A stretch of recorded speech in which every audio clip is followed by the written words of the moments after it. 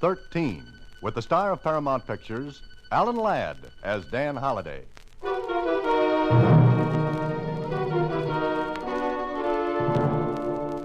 You idiot, you fool, you let him get away. I did not, Worker. What could I do? He was in the post office. Did he have the envelopes? Of course he did. He sent them to someone. Sent them? And he's got away. Oh, Staley, you are an idiot. No, not quite. Look, I've got a blotter. Well, what good's that? Look, in the mirror. What he wrote on the envelope was on the blotter. Well, at least you use your head. I'll see if we can read it. Box 13, care of Star Times. Box 13, Star Times. There's no Star Times in this city. But there is in the city he sent his letter to. You're right. Well, we'll find him later. But first, I think I can get what we want from this Box 13.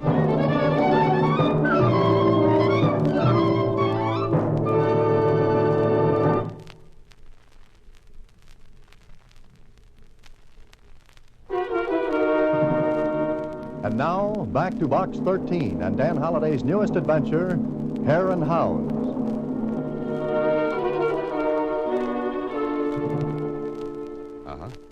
Okay, I'll see you later then. So long. Hello, Mr. Holliday. Oh, hi, Susie. Got the mail? And what do you got there? 8 nice new counterfeit $5 bills. How'd you get them? Well, you see, I had my eyes closed when they were passed on to me. I'm turning them over later to the police. Now, how about the mail? Oh, here. And you know, Mr. Holliday, I had the funniest feeling while I was coming back here at the office from the Star Times. What do you mean? I had a kind of demolition. You mean you blew your top? Huh? What do you mean, demolition? You know, like when you think something's happening or going to happen. Oh, premonition. I had it. Well, why? I felt like I was being followed. I felt eyes looking at me when I was in the Star Times getting the mail. And you were followed? It felt like it. Okay, that makes you a big girl now. Let's have the mail, huh? Yes, sir. 12 letters. Slim pickings. It was such a funny feeling. Wow. Well, look here. An out-of-town letter. I know. I thought, oh. A little nervous this morning, Susie. I guess so. Come in. Oh, good morning. Good morning. May I come in? Oh, please do. Oh, I hope this is not too much of an intrusion, but I... May I do something for you? Well, maybe. Is this your advertisement in the Star Times? Adventure Wanted will go any place, do anything, Box 13? That's right. So you are Box 13. Yes. I had a different picture of you, Mr. Holliday. Dan Holliday. Oh, well, my name is Worker, Thomas Worker. Oh, I saw you at the Star Times. You were the one who was looking at me. Yes, I guess I was. You followed me. It was charming work. And you... Oh, thank you. May I ask why you followed my secretary, Mr. Worker? Curiosity. You see, I've been noticing your ad for weeks now. It runs day after day. Well, naturally, I wanted to see you, what you look like, and why you put the ad in the paper. Oh, is that all? Yes, that's all. Foolish? No. Tell me, Mr. Holliday, do you get the adventure you advertise for? Sometimes. Do you receive many replies to your ad? Usually, yes. But you cannot follow them all. Well, no. Do you have any particular reason for asking all these questions, Mr. Worker? No, but I lead such a prosaic life myself that your ad intrigued me. I finally got up enough courage to go to the Star Times and wait for someone to collect the mail from Box 13. I see. And now that you found me... Well, perhaps you'd care to have dinner with me some evening and tell me some of your adventures. Oh, I'd like to hear them very much. I'm very lonely and... All right, Mr. Worker. I'd be glad to. Oh, thank you. Now I must be going. Sorry to have troubled you. And I hope I didn't frighten you, young lady. Oh, no. It was kind of fun. Oh, my umbrella. One can never tell when it might rain. Well, good day, Mr. Holliday, and thank you so much. Don't bother to get up. I'll look you up in the phone book and call you. Please do. Goodbye. What a nice man. Uh-huh. Funny old duck. Well, let's open the mail, Susie, and... Hey. Huh? What's the matter? Where's that letter from out of town? It's right on top of the pile where you put it. But it's not a... What's the matter, Mr. Holliday? He's gone. What do you mean? Sure he's gone, And that letter went with him. he took it. His umbrella was on top of the pile. Oh, what a nice old man. Gee, he stole a letter. Yeah, and something tells me, Susie, that Mr. Worker will never invite me to have that dinner with him.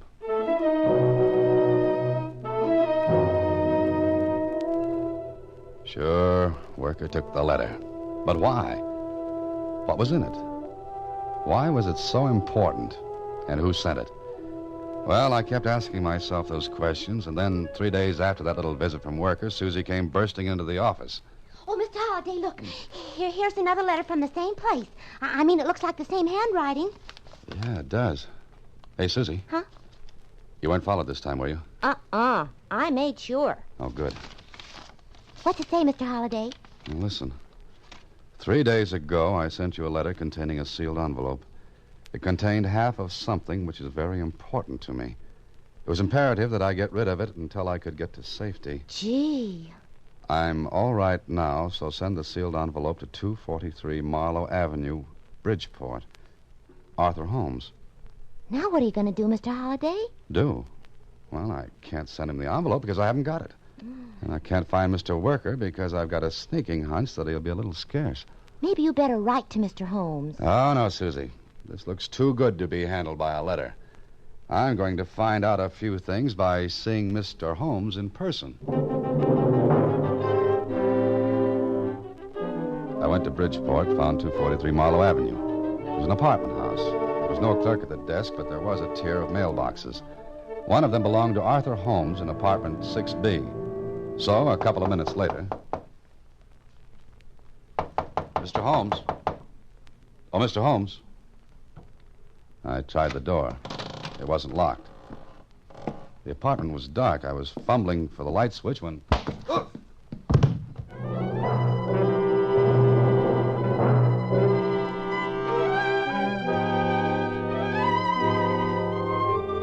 If I say I was fresh as a daisy after that thump on my head, I'd never get to be the father of my country. I was lying on the floor. The room was still dark except for a flashing light that came from a store sign across the street. I lay there for a minute to give the room a little time to stop spinning, then I realized I was holding something in my hand. And from where I lay, it felt like a gun. I was just crawling to my feet when... Mr. Holmes, I've come with the fresh towels.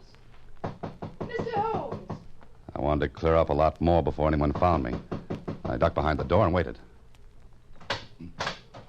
Mr. Holmes?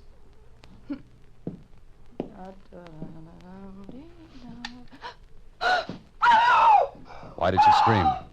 Well, who wouldn't? The room was a shambles. Someone had searched it. And lying on the bed in an alcove was a man who certainly would have no further interest in me. Or anything else. There was a hole in his forehead. And I was sure I held the gun that put it there. Sure, I was innocent. But I'd have a hard time proving that. Figure it out. I received the letter from Holmes. Instead of writing, I went to him. I didn't wait for the clerk in the building to call up first. I ducked behind the door when the cleaning woman came in. Maybe I should have gone to the police right away, but I was innocent. And I wanted to learn a bit more. Besides, the cleaning woman reported the murder. So a half hour later, I was drinking a cup of coffee in an all-night hamburger stand. That winds up the late news for tonight. The next edition of the new... Oh, just a moment, ladies and gentlemen. We have a last-minute flash. A murder was committed tonight in the Roxmore Apartments. Police are looking for a man who answers this description. Medium height, light hair, wearing dark gray flannel suit, blue and white striped necktie, black shoes, carrying light tan topcoat. The description of the wanted man was given to the police by the clerk, who remembers this man asking for the apartment of the murdered man, Arthur Holmes. And that's all for tonight. The next edition of the news... Another murder. Hear it, mister? Yeah, Getting so a person can't feel safe no more. you're so right. More coffee? No, thanks. No, thanks. Pie? Cake? Nothing, thank you. They ought to get that guy that done it pretty soon. You think so? Sure. He ain't gonna get far. Why, every cop in the city will be looking for a guy wearing a gray suit with blue and white. Yeah, you're right. Okay, here's your dime. Yeah, thanks. What's the matter? You're... Don't say it. What are you going to do? Walk out of here. Sure. You stay right where you are and you won't get hurt. Just keep talking to me. Mister, I ain't got nothing to say. And don't say it. Sure. If it makes you feel any better, I didn't kill that man. Well, I ain't said you did. The police said it. They could be wrong. Sure, they could be wrong. Yeah, that's right. Now stay right where you are. Don't say a word to either of the other two in here until I'm out of sight. Understand? Sure. Good night, mister. Come again. Hey, that's him. That's the guy. Somebody call the police. Hey, taxi. Know where the park is? Yeah, sure. Well, drive to it fast. Yeah.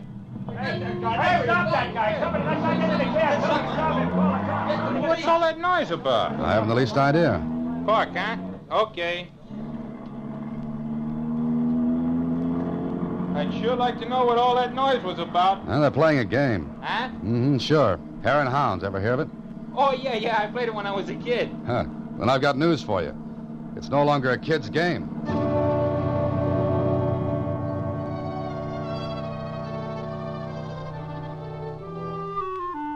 Mistake number 2 for Smart Boy Holiday. Another notch against me. I ran from the hamburger stand. Well, that would look bad. But I've got one bad fault among others. I'm very curious. And I was so curious to know how and why the clerk at the apartment house identified me when he didn't even see me. But if somebody paid him off to enlarge this beautiful frame around my neck, well, we'd see. Hey, mister, I've been thinking. Ain't that Hare and Hounds game a little young for grown-ups? I told you it wasn't a kid's game anymore. The whole world's gone nuts. We agree. Say, pull up here, will you? I thought you wanted to go to the park. It's dark there. Huh? Well, it's dark all over. It gets that way at night, mister. Maybe you've got something there. Oh, pull up here by the drugstore.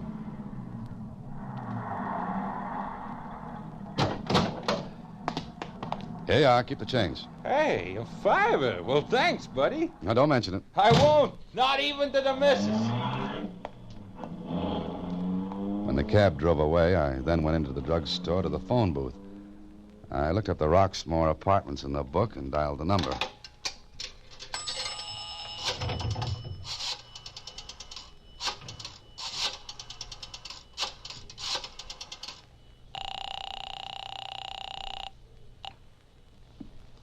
Hello. Roxmore Apartments? Is Eddie there? Eddie? He's the clerk there, isn't he? Who? Charlie. Charlie who? Madison? No, Eddie's the clerk there. Okay. Keep you, Charlie.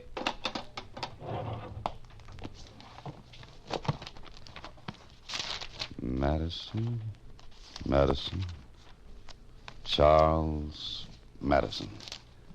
There were 3 Charles Madisons in the book. Okay. Maybe one of the 3 was the one I wanted. I left the drugstore and went back out at the street. And as I did, the cab I just got out of drove up. Hey, you, wait a minute. Well, this was it. Hey, you. So, you want to play Hare and Hounds, too, huh? Well, I'm sorry, but I warned you. Now, wait a minute. It's no longer a kid's game, not the way I play it.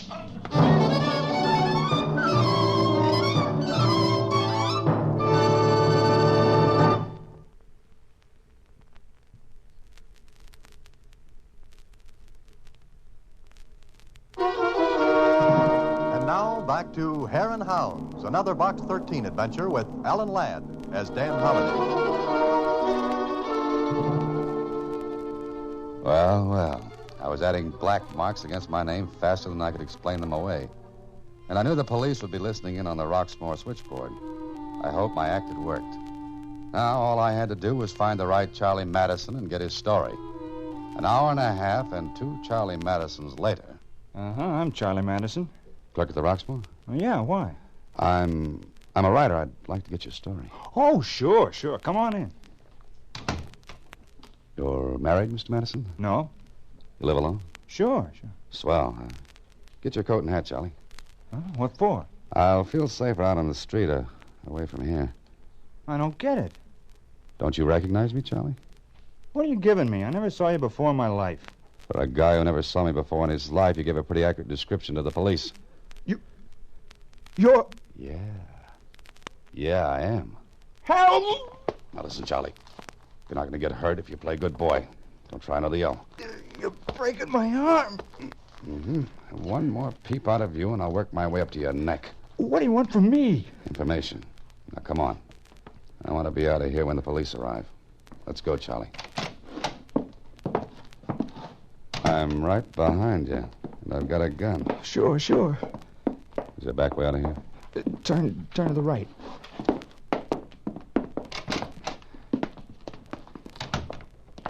Where does this alley lead to? To the street. Then we go the other way. Oh, listen, maybe I made a mistake. Maybe you ain't the guy I saw. I know that, Charlie. There are other things. All right, stop here. It's dark enough. What are you going to do? Nothing. You're going to talk. Now, what do you know about Holmes? Nothing. You only lived at the Roxmore 2 days. Just moved in? Yeah? Now, who paid you to identify me? Nobody. No? Who paid you? I don't know who he was. What's his name, Worker? I don't know, honest. I don't know. Is he short, gray hair, little mustache? Yeah. His name's Worker, isn't it? I don't know his name. I guess you don't. But he paid you to say that you saw me go into the Holmes apartment, huh? Hey? Yeah. Now let me go. Oh, no, Charlie. We've got work to do. Where's the nearest payphone? Down the street on the corner. Okay, I'll furnish the nickel, and you furnish the talk. I don't get it. What do you want me to do now? Help me smoke this work out into the open. What for? I told you, Charlie. I didn't kill Holmes. But I'd have a tough time making anyone believe that after the ring around the rosy I played tonight. Work is the boy I want. Now get moving. Now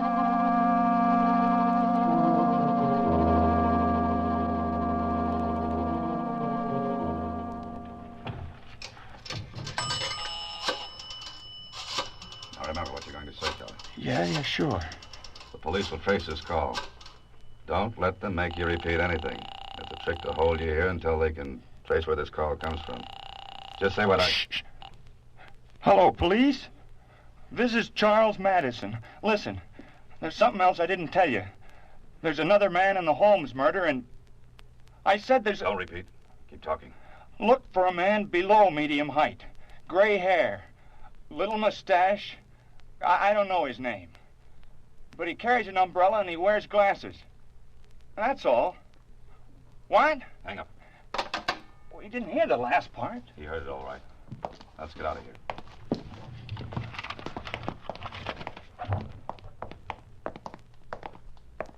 Can I go home now? Oh, no, Charlie. I'm beginning to be real fond of you. What are you going to do now? You like taxicabs, Charlie? Huh? We're going to ride in one cab after another till the morning papers come out. What for? The papers will carry the latest in the Holmes murder, including your description of the mysterious little man with gray hair, whose name is Worker. But Worker will come after me. Now you're beginning to be bright about the whole thing. He'll kill me. Yes, like he did Holmes. Oh, you won't let him. You gotta let me go. You know, Charlie, I can't seem to work up a flood of tears for you. You framed me for money. I wouldn't have had a chance if the cleaning woman had seen me in Holmes's apartment with this gun in my hand. Well, I'll say I lied. Think a minute, Charlie. If you do that, it'll make you an accessory after the fact. What's that mean? Simply that the police would hold you equally as guilty as Worker. Or me. Well, then what'll I do? You know, Charlie, I'm a very curious-minded person. I could go to the police, but I'd rather play it through my way. Smoke Worker out in the open and see what this is all about. But how? Well, as long as Worker knows you can identify him, he'll try to find you. Get you. But if you don't go to the police, he'll know you're around somewhere, Charlie. By the way, Charlie, how does it feel to be another hare in the game?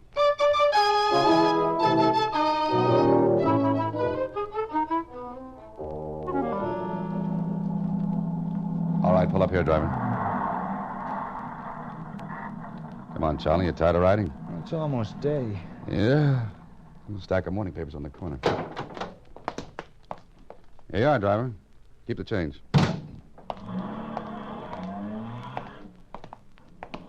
Charlie, there's nothing gloomier than a city just before dawn. I'll get one of those papers. Where are we going then? Who knows? I've seen the whole city. Go on, get the paper. They're tied up. Untie them. Yeah. Here you are. Did you leave a nickel? Huh? You have a dishonest streak in you, Charlie. Come on, leave a nickel for the paper. All right, down this alley.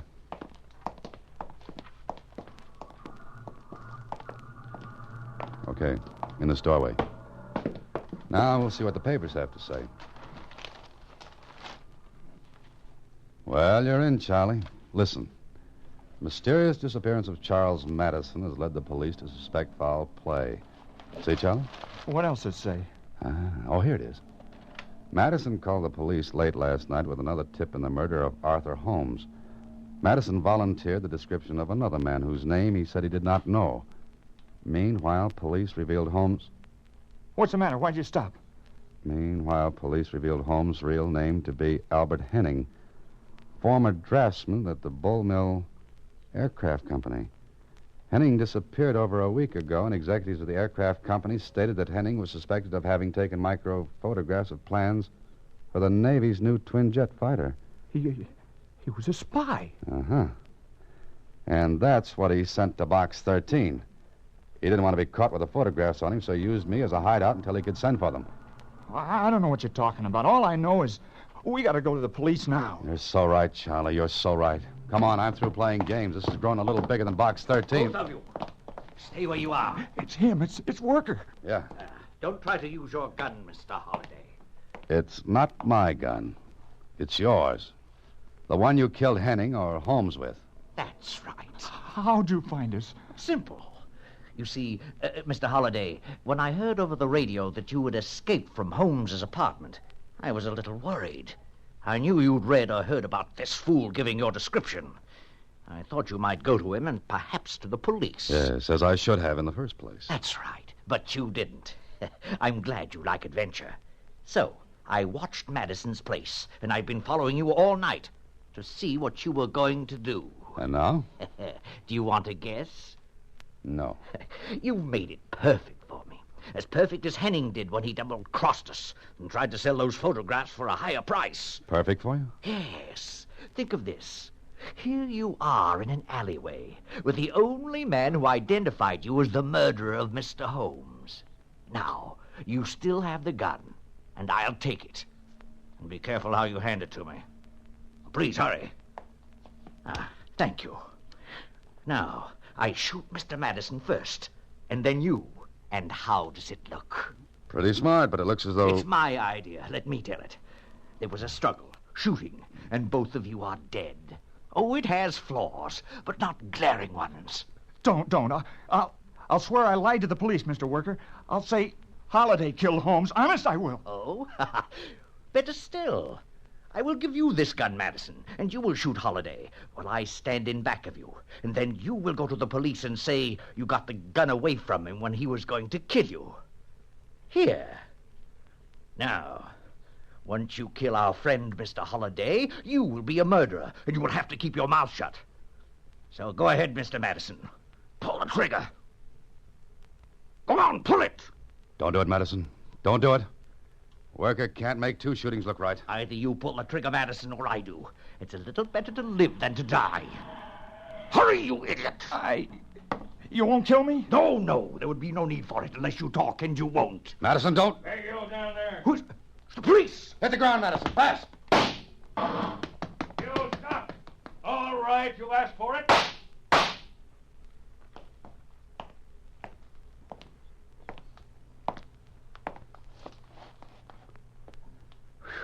Nice shooting, officer. Very nice. All right, you two, get up off the ground. And believe me, I'm very happy to be able to do just that. What's the matter with the other guy? Nothing. Things were a little too much for him.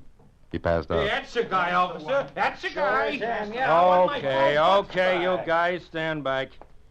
All right. Officer, what kept you? Are you kidding? We've been tracing you all night.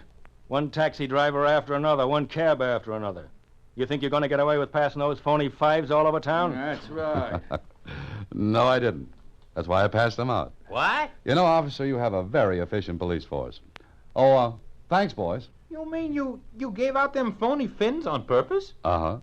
A very definite purpose. I don't get it. You think it's funny, huh? Well, see how hard you can laugh at headquarters. Officer, I've never been so happy to be arrested. And, boys, Yeah? I'll match every phony 5 with a good 10. Come on, let's go.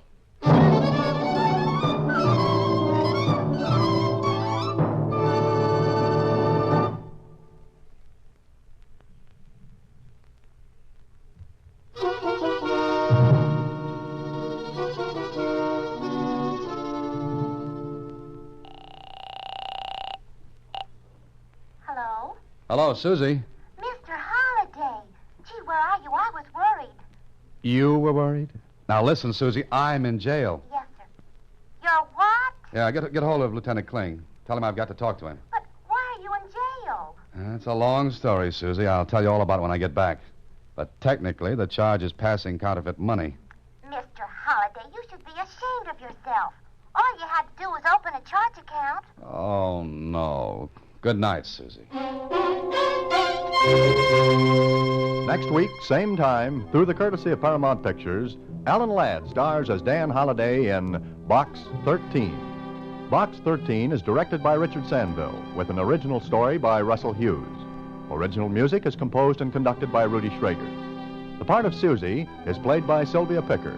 Production is supervised by Vern Karstensen. Box 13 is a Mayfair production from Hollywood. Watch for Alan Ladd in his latest Paramount picture.